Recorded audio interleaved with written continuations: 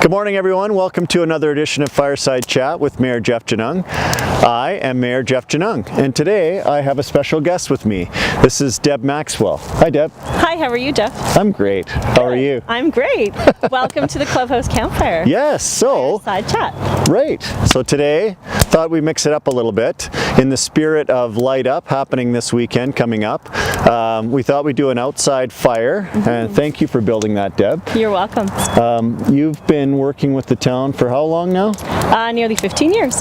Nearly 15 years. Well, way to go. Thank you for your service and all the things that you've done for the town over these years. And Deb and I have been friends for most of those. And so today I thought we'd highlight a little bit of your career with the town.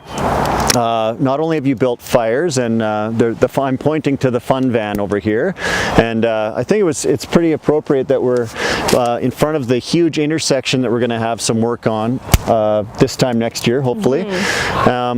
So yeah, people can find you at the FCSS building, and your title now is? I am Community Liaison and Programmer, Neighborhood Inclusion. Awesome. So come find me in the blue building at FCSS with my new family. All right. Well, thanks for that. And before I get into the fireside chat, I brought you a gift. My agenda's flying away in the wind. I've got a couple of Cochrane gift guides. So you'll find this in the mail, or you can find it online. But the Cochrane Gift Guide 2018 version is Cochrane's, well, it's pretty self-explanatory, isn't it? It's like the Sears catalog, except local. Yeah. So thank you, Jeff. I got a couple of those for you, and everyone, you can look for those in the mail. They'll be available around town or online. Or can you get them at Light Up? You can get them at Light Up. You can get them at Light Up? And Light Up's going to be awesome because there's going to be, the town's got a special photo booth that we're going to do this year, so families can come by and take their pictures with council if they'd like, or without. Okay, well, I'm already good. My picture with the mayor. You also can come visit the fun van at Light Up and play some reindeer games. All right. Okay. Thanks, high five. Jeff. All right. And I'm just going to get started on the marshmallows. Okay. You get to work. Thanks. All right. So, well, that was fun. So thanks for Deb for being here today again. But with no further ado, let's get right into the agenda, shall we? So last night was a pretty, it was an interesting meeting. We didn't go too late, but we had quite a few large items on the agenda. So getting right into that, I'm just looking here. We had a presentation from Marigold Library System as a delegation, and we heard about all of the things that our library obviously is a member of the Marigold system, and the town pays into that. So we found out from them about where our funds go from the community and what things that they do. So it was good to see that.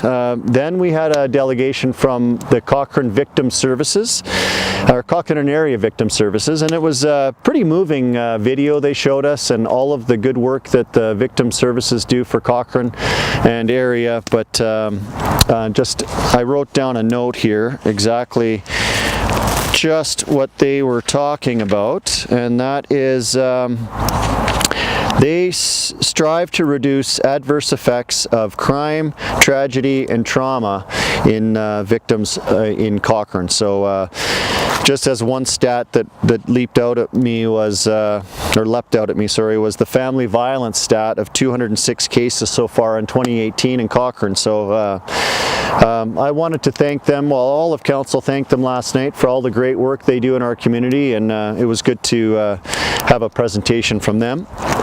We then had a citizen, Mr. Doug Martyr, come forward as a delegation and speak to us about his thoughts on the council's deliberations on mowing in Bow Meadows. So thank you, Mr. Martyr, for your thoughts. We then got right into bylaws. Exciting. First bylaw was the amendment to the car wash, or to the land use bylaw, to include different levels of car wash. So there is a regular car wash, a minor, and a major. So they will be, you'll see 3 different I guess, definitions of car washes that will be in the land use bylaw starting now. The council approved that last night.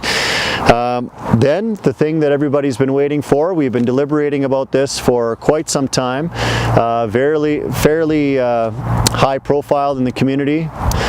With the Jones Estate in the Glen Eagles area with the 4 acres that council's been talking about. Of course, we had an application from the landowner to develop 11 units on that land. Council had sent administration back to the drawing board a little bit on what would it look like if we were to zone that R1, so residential with 1 lot.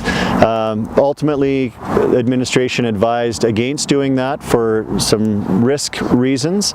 So council, I guess, we went back and forth quite a bit last night, and we ended up defeating the bylaw. So essentially nothing will happen on that land in the near future.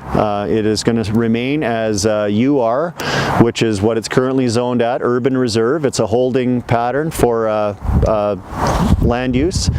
So the short story there is what council would like to see done is perhaps we could reach out to the Glen Eagles Community Association.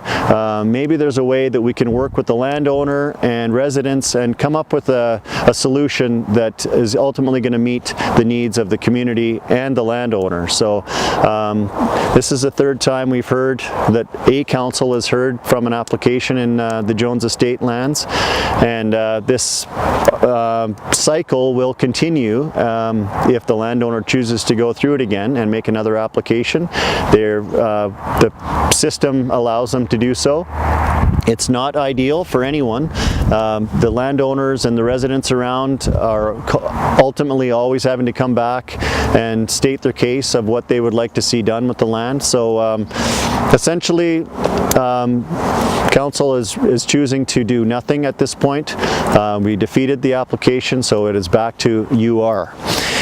Moving on, we had first reading of another bylaw for a R1 side yard setbacks. We set the public hearing for November 26th, so administration has asked us to take a look at that. So we will be reaching out to the public for that coming up soon. Another first reading for development notification signs. This is another first reading, so council will be looking at this and set the public hearing again for November 26th. And that is, in a nutshell, the planning department is having, when there's an application for development on any land, the landowner would have to put up a sign that would notify the public, residents, and anyone walking by, for that matter, of what is intended to be going on that piece of property. So we will be talking about that and how the signs will look, and that will be coming forward. Lastly, another contentious issue in the community, whether to mow or not to mow in Bow Meadows. There is a strip of land, riparian area along the river between the backs of the lots of Bow Meadows Drive. I think it was a 22 Bow Meadows Drive to about 46 Bow Meadows Drive, in that area anyways, between the backs of those lots and the pathway, the paved path that is there behind Bow Meadows. Residents had asked council to consider remowing that. It had not been mowed in past years. Council decided last night to mow one small section of that. We're calling it Zone 4. So the immediate area right behind those 10 homes will now be mowed to a Class C, and that was finally put to rest last night. So I think it was kind of a middle ground. Administration was recommending not to mow there, and our policy obviously said not to mow there. Council has decided otherwise, that we will mow in that one small area behind the lots that I mentioned. So that was about it. That was a wrap on council last night. We talked about a few things that were important to the community, and we hopefully have put those aside and we can start looking forward to budget, which starts this week. I've got the budget document with me always, and looking forward to getting through those deliberations in the next couple of days and having a budget that we can approve in December. So thanks for joining me again. Obviously a little chilly out here, but it was nice to have a fire. Again, thanks for Deb for joining me today, and thanks to you as well joining the Fireside Chat. That's all for now. Goodbye.